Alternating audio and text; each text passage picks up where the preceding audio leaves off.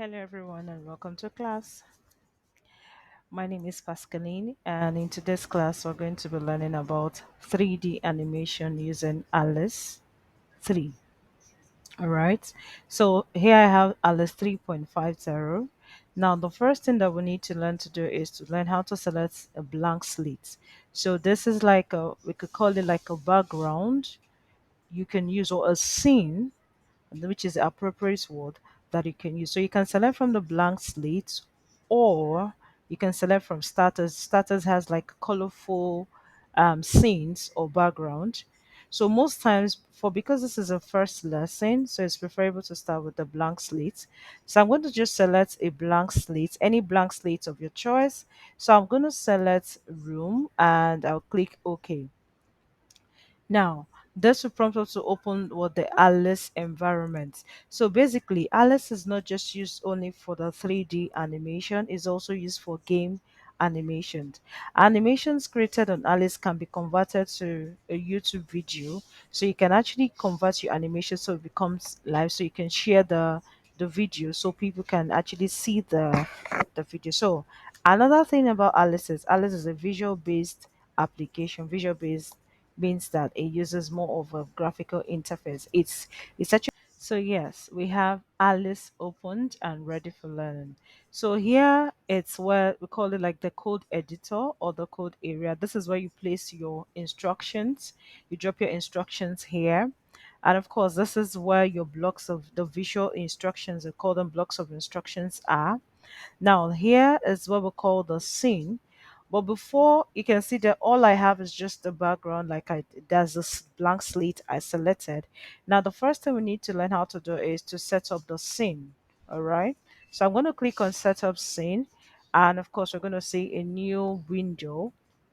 Now, one thing about Alice is in on Alice we call Alice is more or less like an object-oriented program, like an OOP, which you're familiar with this high level languages such as Python, the C++, the C sharp.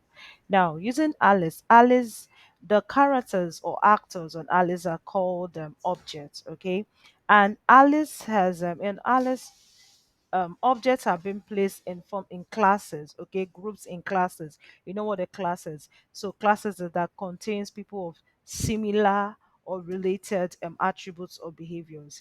Now these are the different classes. We have the vibes classes, which of course when I click on this, we have beeps classes, we have flyer classes, prop classes, quadruped classes, and so on, swimmer classes and transport classes. Okay, so now if I click on any of the classes, the base classes, you can see that most of the objects that I will see here, usually like humans and animals and all that. Now, on this side, that's on the right hand side of the Alice is where the properties of anything is. Either the properties of the object, you can actually change them there. Okay. Now, on the right hand side is where any object I select. Right now, the object here is just the room, which is the background and the camera itself. So anytime I place an object here, I'm going to see the name appearing on the left hand side. So these arrows. This is just to navigate the different directions and all that. Okay. So I'll start by adding my first object for today. So I could select anything. Let's select a tin. All right. So all I need to do is just drag and place. So now the next thing is for us to edit this thing. So with beautiful Alice's, you can actually recreate your character. Okay. So you can choose the outfits, any outfits of your choice. You can decide to change it to just the top, or you can actually have change the hair color and all that. If you want a different hair color, you can do that. Okay, you can actually change the face of your object as well. All right. You can actually also change the skin color. You can change this from being from a female to male, toddler, child, teen, adult, elder. You can actually customize color. You can also tell Alice to generate a random person for you. So when I click on this, I have a random person being generated for me as well. So this is basically the basics of Alice. So you learn to add objects to Alice, all right? So this is still generating the person. So yes, I already have It generated a boy for me and all that. So I'm gonna click OK. Then of course I have my, so I can actually change the name of my object from the default name, which is a toddler person. So let's say, let's call this Mike, and of course then I click OK. All right. So just as I'd mentioned earlier on the right hand side of the keyboard is where you can change the properties of this object we've just added. All right. One thing about changing the properties, I can decide to change the position of this. I can, opacity means to make it reduce its visibility. I could change the color and all that.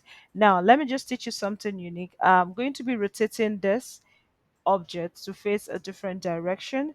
So all I need to do, come to the left hand side on the name this.mic, right click on it, then hover my mouse on procedures and select any of the instructions. So let's say I wanted to move, and I select right. I'm going to select the orientation.